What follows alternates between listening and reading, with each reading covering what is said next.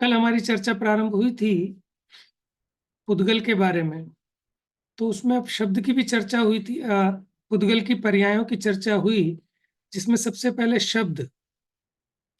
तो शब्द दो प्रकार के बताए, भाषा रूप और अभाषा रूप।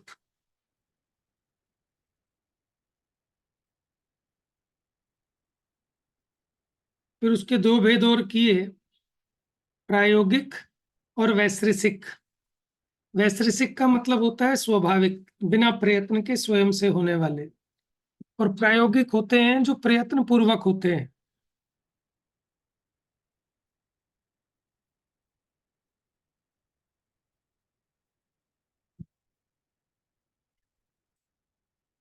लेकिन जो भाषात्मक शब्द हैं उसके दो भेद नहीं होंगे, वो तो प्रायोगिक ही होंगे।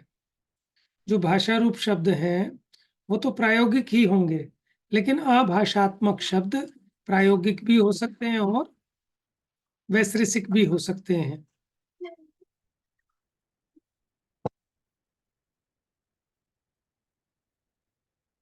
चलिए, पढ़ना था, एक बार सूत्र दोबारा देखते हैं। सूत्र संख्या 24। पुद्गल द्रव्य के जो गुण बताए थे, स्पर्श रस गंध वर्णवंतः पुद्गला, अब उसकी पर्याय बताते हैं। शब्द बंध सौक्षम में स्थौल्य संस्थान भेद तमच्छाया तपोद्योतवंतश्च। यानी ये सब पुद्गल की पर्याय हैं। शब्द का बता दिया था जिससे वस्तु के अर्थ को जाना जाता है। दो प्रकार के हैं शब्द, भाषा रूप अभाषा रूप। भाषा आर्य और मलेच्छों में व्यवहार की कारणभूत शास्त्र से प्रकट हुई संस्कृत प्राकृत आदि वाणी में अक्षर रूप भाषात्मक शब्द हैं, और अक्षरों से रहित दो इंद्रिय आदि जीवों की वाणी अनक्षर रूप भाषात्मक।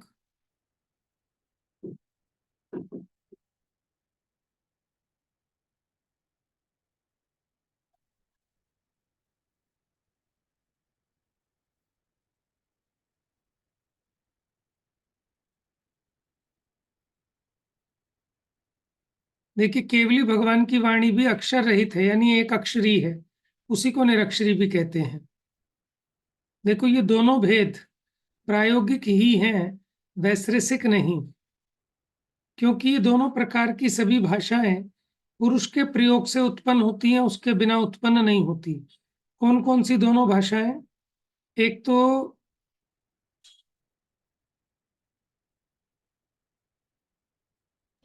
भाषात्मक और अभाषात्मक। नहीं नहीं नहीं नहीं नहीं, ये भाषात्मक की बात चल रही है अभी, और भाषात्मक भी इन्होंने दो प्रकार की बताई। कौन कौन सी दो प्रकार की?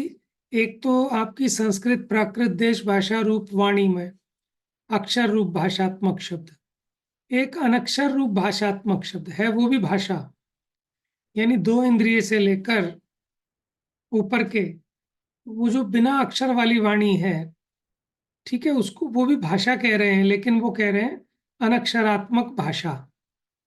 जैसे त्रियंच आपस में अपनी उनकी अपनी भाषा है, लेकिन वो अक्षर रूप नहीं है, अनक्षर है। जैसे गाय रंभाती है, ठीक है ना, वो उसकी अपनी भाषा है, लेकिन कैसी है? अनक्षर रूप है। तो ये दोनों तरह की भाषाएं, कौन सी? अक्षर रूप भी और अनक्षर रूप भी।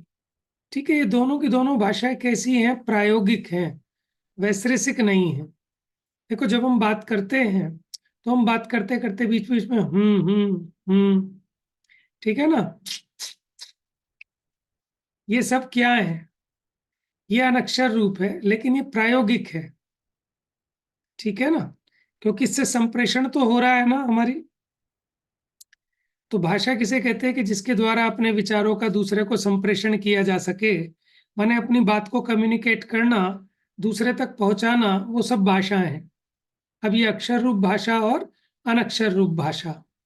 तो अक्षर रूप भाषा तो पढ़े लिखे सैनिक पंचेंद्रियों की हो सकती है, लेकिन अनक्षर रूप भाषा दो इंद्रिय से ऊपर तक के जीवों के हो सकती है। तो बताइए, हमारे कौन सी भाषा है? अक्षरात्मक है कि अनक्षरात्मक है? अक्षरात्मक है, दोनों ही यूज कर लेते हैं हम तो, दोनों है अक्षरात्मक भी यूज हमारी। कर सकते अभी बताया ना आपको हैं। एग्जाम्पल। हूं करने वाला। ठीक है। अच्छा, ये दोनों भेद प्रायोगिक ही हैं। क्यों? वैश्रेषिक नहीं है, क्योंकि ये दोनों प्रकार की सभी भाषाएं पुरुष के प्रयोग से उत्पन्न होती हैं, उसके बिना उत्पन्न नहीं होती। अब आइए अभाषा की बात। पढ़िए, कौन पढ़ेगा आज?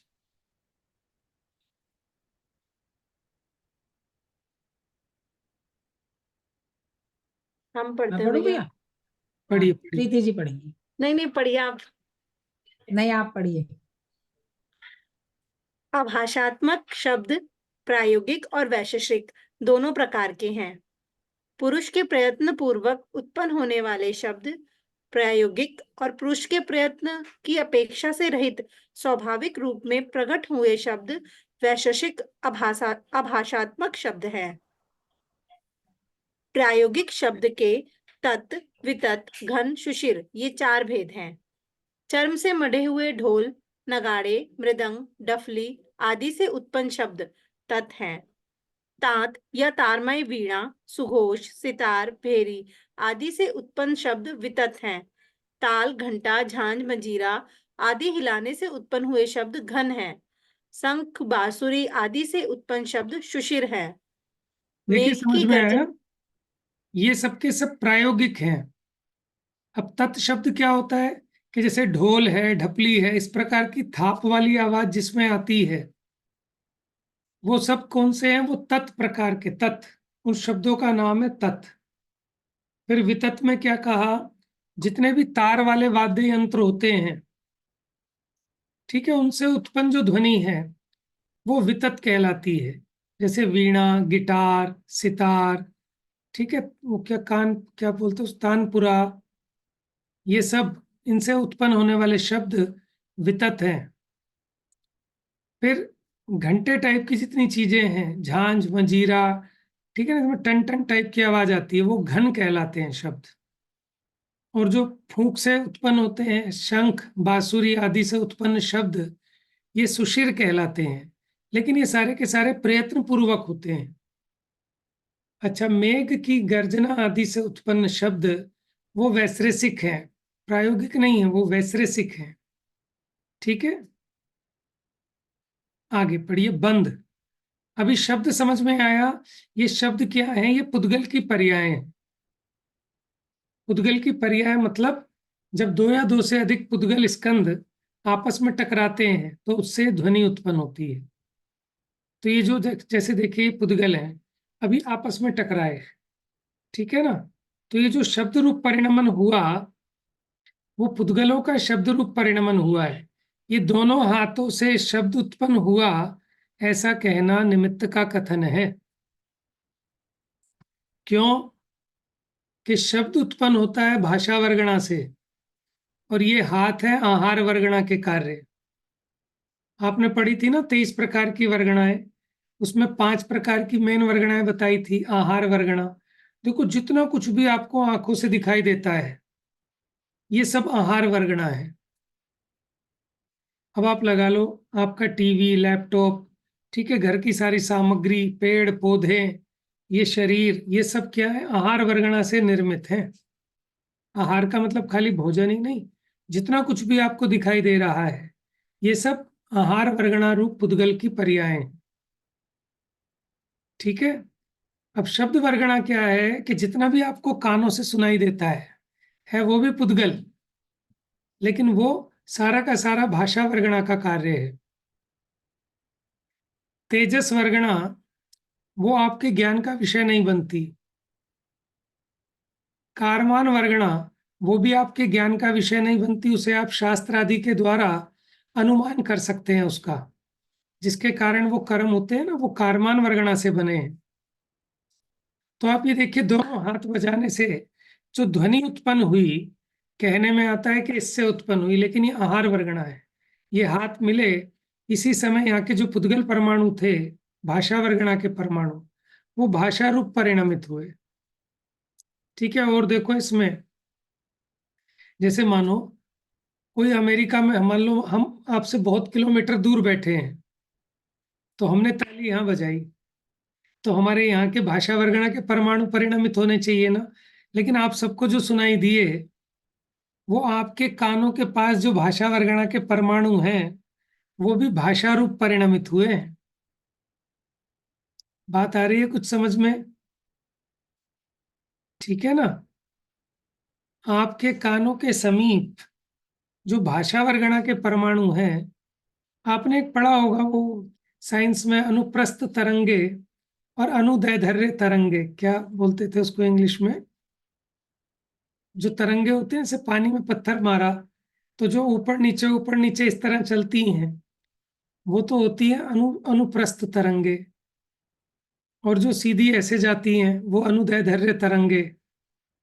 तो ऐसे जो भाषा ध्वनि है ये अनुदैर्ध्य तरंगे हैं।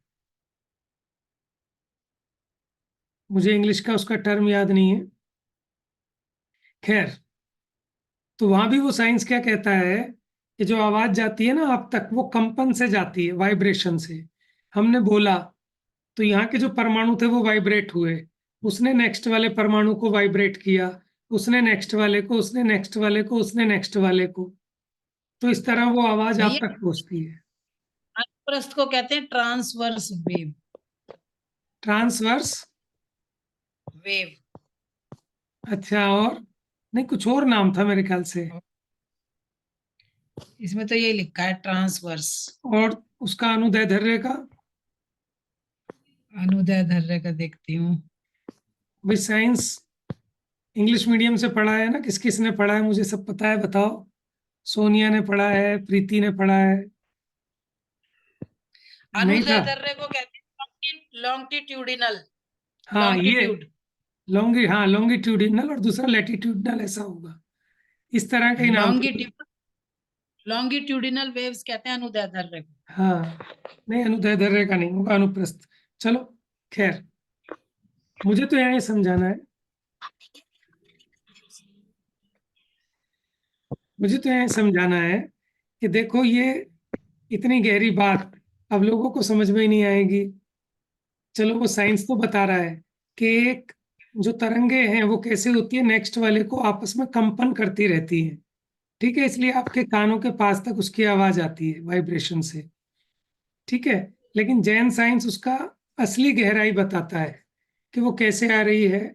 आपके कानों के समीप जो भाषा वर्गणाओं के स्कंद हैं वो भाषा रूप परिणमित होते हैं, तब आपको सुनाई देता है। बात समझ में आ रही है? और ऐसा भी कहा जाता है कि जो पुद्गल है ना, उसकी अगर वो तीव्र गति से गमन करे, एक शुद्ध पुद्गल परमाणु, तो एक समय में 14 राजू गमन कर सकता है। कितना गमन कर सकता है? 14 राजू, है ना? तो ये भी होता है कि यहाँ से जो ध्वनि निकली वो वहां दूर तक जाती है, ठीक है। तो बहुत सारी ऐसी बातें हैं। तो यानी शब्द क्या है? शब्द पुद्गल के स्कंद है, माने भाषा वर्गणा का परिणमन है। अब बात करते हैं बंद की। चलिए पढ़िए बंद।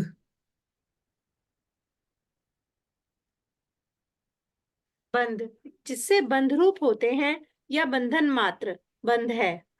उसके दो भेद हैं, वैशेषिक, प्रायोगिक। पुरुष के प्रयत्न की अपेक्षा से रहित स्वयं ही बंध होना वैशेषिक बंध है। इसके आदिमान और अनादिमान ये दो भेद हैं। स्निग्ध रुक्ष गुण के कारण बिजली, उल्कापात, मेघ, इंद्रधनुष आदि अनेक प्रकार का बंध होना आदिमान वैशेषिक बंध है। देखिए, जब पुद्गल के स्कंद आपस में जुड़कर कोई एक रचना कर लेते हैं, ठीक है ना, पुद्गल के परमाणुओं का अथवा स्कंदों का आपस में मिलकर बंध जाना, वो बंध है। तो देखो कुछ रचनाएं तो ऐसी हैं कि वैश्रिसिक हैं। वैश्रिसिक माने किसी ने करी नहीं, नेचुरल होती हैं, लेकिन उसमें भी दो तरह की। एक अनादिमान माने जो अनादि से है, एक है आदिमान कि जो नई नई होती, जैसे इंद्रधनुष की रचना हुई तो किसी ने तो की नहीं, नेचुरल है यानी वैश्रिसिक है, लेकिन अनादि से तो है नहीं, आदिमान है। लेकिन जैसे सुमेरु पर्वत है, अकृत्रिम चैत्यालय है, वो भी तो पुद्गल की रचनाएं हैं। स्वर्ग नरक आदिक हैं, ठीक है। ये सब किसने बनाए? किसी ने नहीं बनाए, अनादि के हैं। और वैश्रेषिक है, तो वो हो जाएंगे अनादिमान वैश्रेषिक बंध।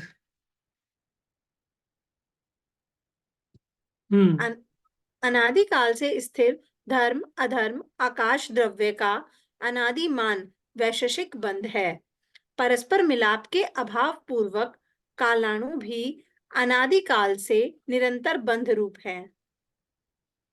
संकोच विस्तार स्वभाव वाले एक जीव के प्रदेश भी परस्पर वियोग का अभाव होने से अनादि बंध रूप है। महास्कंदादि रूप पुद्गल द्रव्य में भी अनादि बंध है। इस प्रकार पर की अपेक्षा रहित स्वयं ही बंध रूप होना अनादिमान वैशेषिक बंध है। देखिए, यहाँ ये सिर्फ एग्जाम्पल के लिए आपको समझाया है। बाकी जो बंध की बात चल रही है वो पुद्गल के संबंध में घटित करना, धर्म धर्म आकाश के संबंध में घटित नहीं करना। वो तो आपको अनादिमान वैश्रेषिक बंध के लिए एग्जाम्पल दिया। बात समझ में आ रही है? अनादिकाल से स्थिर धर्म अधर्म आकाश द्रव्य का अनादिमान वैश्रेषिक बंध है। परस्पर मिलाप के अभाव पूर्वक कालाणु भी अनादिकाल से निरंतर बंध रूप है। संकोच विस्तार स्वभाव वाले एक जीव के प्रदेश भी परस्पर वियोग का अभाव होने से अनादि बंध रूप है। ये सिर्फ एग्जाम्पल के लिए दिया, लेकिन बंध में इसको नहीं लिया जा सकता, क्योंकि जो बंध है वो पुद्गल की पर्याय हैं और ये सब पुद्गल की पर्याय नहीं है। हाँ, अब चौथा आएगा इसमें, महास्कंद आदि रूप पुद्गल द्रव्य में भी अनादि बंध है। ठीक है, जो महास्कंद बताया था कि पूरे लोक में एक जो पूरी रचना है ये अनादि से है, इसको किसी ने तो बनाया नहीं। 16 स्वर्ग 7 नरक आदि का संख्या द्वीप समुद्र नदी पर्वत आदि, इन सबको मिलाकर एक बड़ा जो पुद्गल स्कंद है वो तो अनादि से ही है। तो वो है अनादिमान वैश्रेषिक बंध। लीजिए, क्लियर कर दिया। हालांकि इस प्रकार का बंध 6 द्रव्यों में है, लेकिन यह पुद्गल का प्रकरण होने से मात्र पुद्गल का ही अनादिमान वैश्रेषिक बंध ग्रहण करना। चलिए आगे पढ़िए। प्रायोगिक बंध पुरुष के प्रयत्न से उत्पन्न होता है। इसके 2 भेद हैं, अजीव विषयक बंध, जीवाजीव विषयक बंध। जीव की निमित्ता में पुद्गलों के मध्य अनेक प्रकार की बंधन रूप रचना होना, जैसे लाख का काष्ठ का बंधन होना, लोहे की जंजीर या सूत की रस्सी से रथ, गाड़ी आदि को खींचकर बांधना इत्यादि अजीव विषयक प्रायोगिक बंध है। देखो, पुद्गल का पुद्गल के साथ बंध होना ये अजीव संबंधी बंध है। प्रायोगिक जो किसी के प्रयत्न से होता है, जैसे लाख आपने ली, उसको बांधा ना आपस में, तभी तो लाख की चूड़ियां बनाई, तो वो लाख का बंध हो गया। काष्ठ का बंध, लकड़ियां ले लेकर जोड़कर आपने चारपाई बनाई, कुर्सी बनाई, बेड बनाया, तो ये प्रायोगिक बंध हो गया। लोहे की जंजीर बनाई, सूत की रस्सी बनाई, ठीक है। भैया, हम्म यहाँ लाख का काष्ठ का बंधन ये नहीं होगा मेरे ख्याल से कि लाख का अलग और काष्ठ का अलग। लाख को ना लकड़ी के ही उसमें भरा जाता है, फिर उसके कंगन बनते हैं।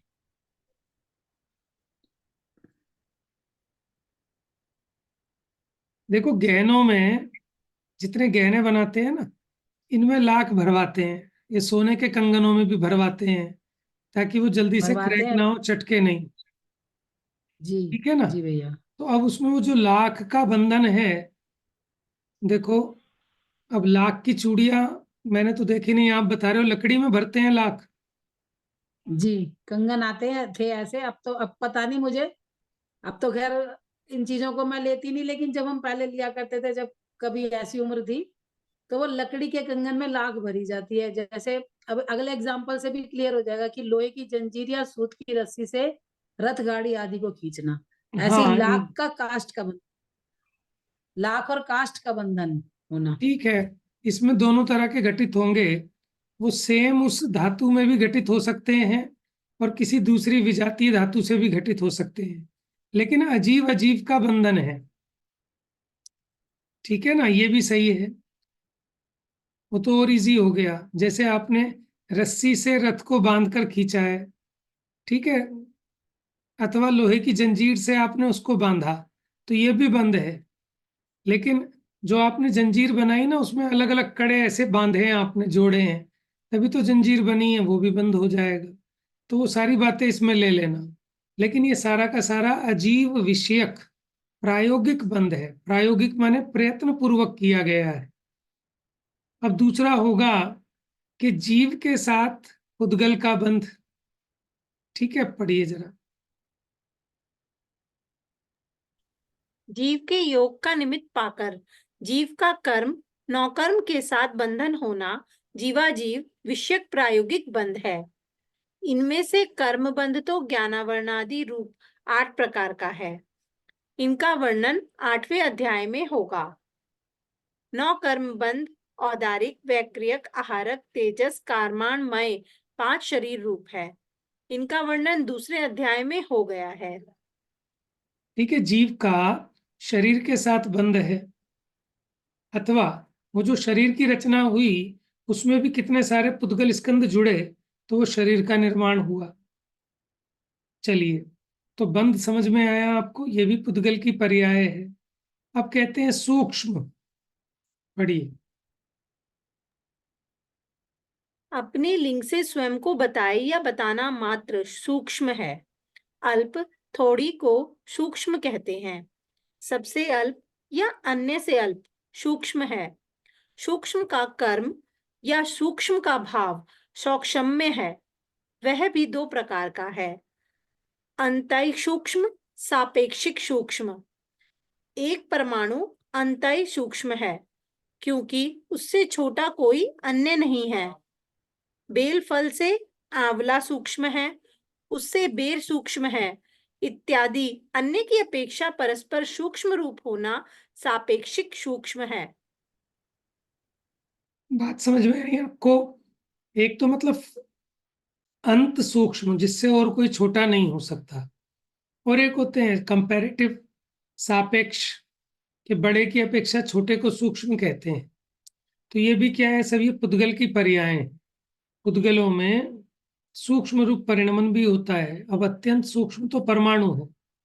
ठीक है, मान लो 1000 स्कंद के सामने 50 स्कंद वाला सूक्ष्म कहलाएगा, तो ये सापेक्षिक सूक्ष्मता है। अब स्थूल, जो स्वयं को बढ़ाता है या सबसे बड़ा होना स्थूल है, अथवा जिससे स्थूल होते हैं वह स्थूल है। स्थूल का अर्थ बड़ा है। सबसे बड़ा होना या अन्य से बड़ा होना स्थूल है। स्थूल का भाव या स्थूल का कर्म स्थौल्य है। इसके भी 2 भेद हैं, अंतः स्थूल, सापेक्षिक स्थूल। 23 जाति के पुद्गलों में से अंतिम 23वीं महास्कंद वर्गणा अंत्य स्थूल है, क्योंकि जगत में उससे बड़ा और कोई पौद्गलिक पदार्थ नहीं है। वह विश्वव्यापी महास्कंद है। बेर से बड़ा आंवला, आंवले से बड़ा बेलफल इत्यादि अन्य की अपेक्षा से परस्पर में बड़ा होना सापेक्षिक स्थूल है। ठीक है, ये भी आपको समझ में आ गया होगा, स्थूल। अब संस्थान, भले प्रकार बैठना, जिससे बैठना हो या बैठना ठहरना मात्र संस्थान है। आकार को संस्थान कहते हैं। वह 2 प्रकार का है, इत्थम लक्षण, अनित्थम लक्षण। गोल, त्रिकोण, चौकोर, लंबा, चौड़ा इत्यादि कहने योग्य आकार इत्थम लक्षण संस्थान है। बादलों की आकृति के समान जिसे कहना संभव नहीं है वह अनित्थम लक्षण संस्थान है। देखिए, इत्थम लक्षण कि जो कहा जा सके कि गोल है, लंबा है, चौड़ा है, और अनित्थम जिसको कहा ना जा सके, जैसे बादलों का आकार है। अब उसको कैसे बताओगे? अब गोल है, लंबा है, चौड़ा है, तो ये दोनों के दोनों संस्थान माने आकार। ये भी पुद्गल की पर्याय हैं। अब कहते हैं भेद, जो भेदा जाता है, जिससे भेद रूप होता है। पढ़िए। जो भेदता है, जिससे भेद रूप हो या भेदित होना मात्र भेद है। एक वस्तु के पृथक पृथक खंड करने को भेद कहते हैं। उसके 6 प्रकार हैं, उत्कर, चूर्ण, खंड, चूर्णिका, प्रतर, अनुचटन। करौ, आरी, फरसी, कुल्हाड़ी आदि से काष्ठ आदि को विदारना, चीरना, फाड़ना उत्कर है। जौ, गेहूं आदि अनाज को घट्टी चक्की में पीसकर आटा चूर्ण करना चूर्ण है। घट, कलश, कुल्हड़, ढक्कन, सुराही आदि के कपाल, ठीकरे, कंकरी आदि पृथक पृथक टुकड़े हो जाना खंड है। उड़द, मूंग, चना, तुअर, मसूर आदि की 2 दाल करना चूर्णिका है। भोडल आदि वस्तु के पृथक पृथक प्रतर, पटल, परत निकालना प्रतर है। अग्नि से तप्त लोहे के पिंड आदि को लोहे के घन की चोट देने से निकलने वाले स्फुलिंग अनुचटन है। देखिए, भेद तो हो रहे हैं, लेकिन ये भेदों के भी अलग अलग प्रकार बता दिए। देखिए, उत्कर किसको बताया? जैसे करोत से, आरी से आपने उसके 2 भाग कर दिए, 4 भाग कर दिए, तो उन भेदों को कहते हैं उत्कर। ठीक है। और जो आप आटा पीसते हैं पत्थर की चक्की वगैरह में, तो उससे जो बना उसका नाम है चूर्ण। ठीक है। खंड किसको कहा? जैसे वो मिट्टी के घड़े आदि के जो ठीकरे हो जाते हैं, टुकड़े हो जाते हैं, उसको कहा खंड। और चूर्णिका किसको कहा? दाल वगैरह को पीस लेना, उसके 2 दल कर लेना, उसको चूर्णिका कहा। भोडल पता है आपको किसे कहते हैं? भोडल पता है बताओ। भैया, वो अभ्रक जो होता है जो प्रेस में लगता है, हाँ, वो इसकी परत परत हो जाती है। हाँ जी। तो उसमें क्या होता है, वो जो पिन्नी सी होती है ना, एक प्रेस में एलिमेंट लगता है जिसमें उसको चीरते रहो ऊपर ऊपर, बचपन में करते थे ना लोग, वो चमकीली बना लेते थे उससे, है। तो उसे भोडल कहते हैं। तो उसमें क्या होता है कि उसकी एक परत हटाई, फिर दूसरी परत उठाई, फिर तीसरी परत, फिर चौथी परत, ऐसे जिसकी परत अलग अलग हो सके। ठीक है। वो भेद कौन सा भेद कहलाता है? उसको कहते हैं प्रतर। हाँ कोटा जी। स्टोन होता है, वो हरे वाला जो कोटा पत्थर आता है, कोटा स्टोन बोलते हैं, उसकी भी ऐसे परत परत परत परत निकल हाँ, जाती है। होती है पत्थरों में, क्योंकि चट्टानों से हटता है ना। चट्टानों में भी आप देखें, आप चाहें तो उसकी पतली पतली स्लाइस निकाल सकते हैं, तो ये कहलाते हैं प्रतर। और फिर जैसे अग्नि से किसी चीज को तपाओ, फिर उसको मारो, तो उसमें से वो जो स्फुलिंग निकलते हैं, अंगारे, उसको अनुचटन कहते हैं। जैसे वेल्डिंग वाले करते हैं जब निकलते हैं उसके। देखो कितना स्पष्टीकरण है। भेद के भी 6 भेद ऐसे ऐसे हो सकते हैं, और उनके नाम भी हैं। ठीक है। तो ये भेद भी, ये सब पुद्गल की पर्याय हैं। और द्रव्यों में ऐसे भेद नहीं हो सकते सिवाय पुद्गल के। जीव में नहीं हो सकते, धर्म धर्म आकाश काल में नहीं हो सकते। ये पुद्गल की दशाएं हैं। वैसे भैया अभी तक हम जो है ना, ये पिक्चरों विक्चरों में देखते हैं, वहां का ज्ञान देखते हैं जो कि झूठा है, और इसे पढ़ रहे हैं तो कितना आनंददायी और कितना अच्छा ज्ञान है यहाँ पर, और सच्चा, यथार्थ बराबर। अब नजर नहीं देखिए, जाती यहाँ पर। और सारे डेली रूटीन में काम आने वाली चीजें हैं। और ये हम्म अगला देखिए, तम। तम माने अंधकार। ये भी पुद्गल की पर्याय है। पढ़िए। जो जीव को अज्ञान रूप करे, जिससे अज्ञानी होते हैं, या अज्ञान मात्र तम है। प्रकाश के विरोधी, दृष्टि के प्रतिबंधक अंधकार, अंधेरे रूप पदार्थ को तम कहते हैं। अब ये बात किसी को समझ में नहीं आएगी, क्या अंधेरा भी कोई पदार्थ है क्या? ये हाँ, वो भी पुद्गलों की पर्याय है, पुद्गल स्कंदों का परिणमन है उस प्रकार का। देखिए, जैसे हमने अब ये लाइट बंद की, तो अब ये जो अंधकार आया कहीं से नहीं आया, ये यहीं पर जो परमाणु थे वो अंधकार रूप परिणमित हो गए। और जब लाइट जलाई इसके निमित्त से, यहाँ पर जो मौजूद जितने भी पुद्गल के स्कंद हैं, वो स्वयं में प्रकाश रूप हो गए। तो प्रकाश रूप और अंधकार रूप, ये पुद्गलों की दशा है। लेकिन अलोकाकाश में ना तो अंधकार होता ना प्रकाश होता। क्यों? क्योंकि ये पुद्गल की पर्याय हैं, और पुद्गल अलोकाकाश में होता ही नहीं। तो वहां अंधकार भी नहीं होगा और प्रकाश भी नहीं होगा। तो फिर क्या होगा, कैसे बताएं? आप कल्पना भी नहीं कर सकते। कि प्रकाश भी नहीं है और अंधकार भी नहीं है। समझ में आया? चलिए। भैया भैया मुझे तो यही समझ में नहीं आया, ये जो आपने अभी तम का बताया कि यही परमाणु अंधकार रूप हो गए, यही उजाले रूप हो गए, मुझे तो यही समझ में नहीं आया अभी। क्यों? देखो मतलब ये, नहीं बैठा बुद्धि में। आप ये देखो, ये जो लाइट है ना, लाइट जिसकी ये रोशनी आपको जी दिखाई देती है, ये तो कहने की बात है जी कि लाइट की रोशनी है। लाइट की रोशनी लाइट में रहेगी, लाइट से बाहर नहीं आएगी। होता क्या है कि बल्ब के निमित्त से वातावरण में जितने भी पुद्गल स्कंद हैं वो प्रकाश रूप परिणमित हो जाते हैं, वही पुद्गल।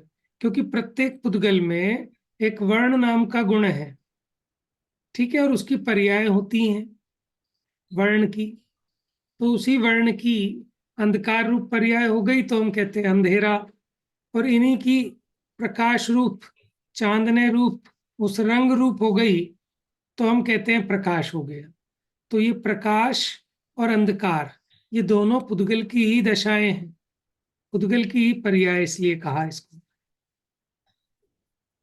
मतलब जैसे कि हम बैठे हैं यहाँ कमरे में और लाइट नहीं जलाई हमने, या हम बाहर भी बैठे हैं, बाहर जाए हम तो हमें सब अंधेरा अंधेरा दिख रहा है। तो मतलब ऐसे अंधेरा कोई दूसरे से नहीं आया, वही चीज अंधेरे रूप हो गई। वही राइट। जो बाहर पार्क है या कोई पेड़ है।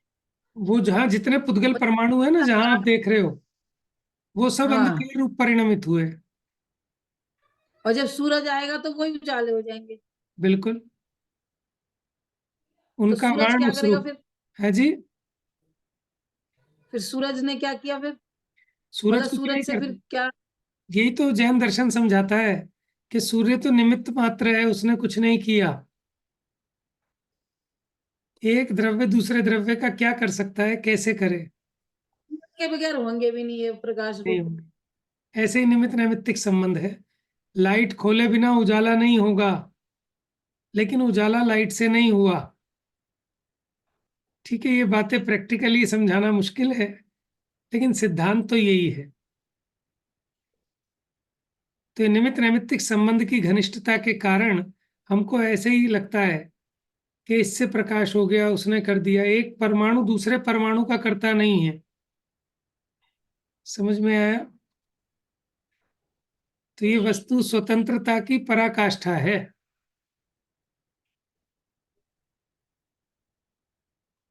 और छोड़िए, आप एक बात बताइए, कर्म के, माने पुण्य कर्म के उदय से पैसा आता है कि नहीं आता है? नहीं, क्यों?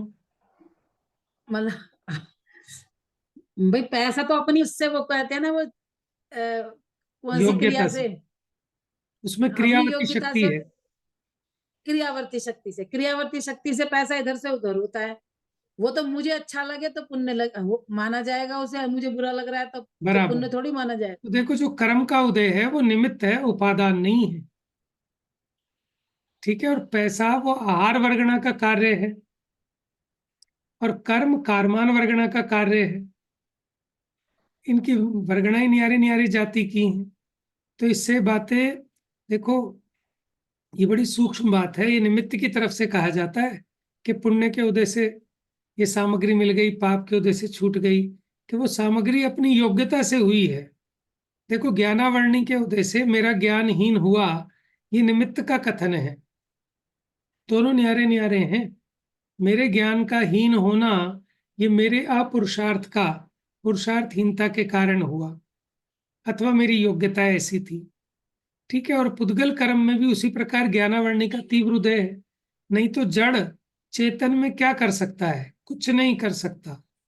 तो फिर ये पुद्गल कर्म क्यों नचा रहे हैं हमको, कि ये सब निमित्त का कथन है।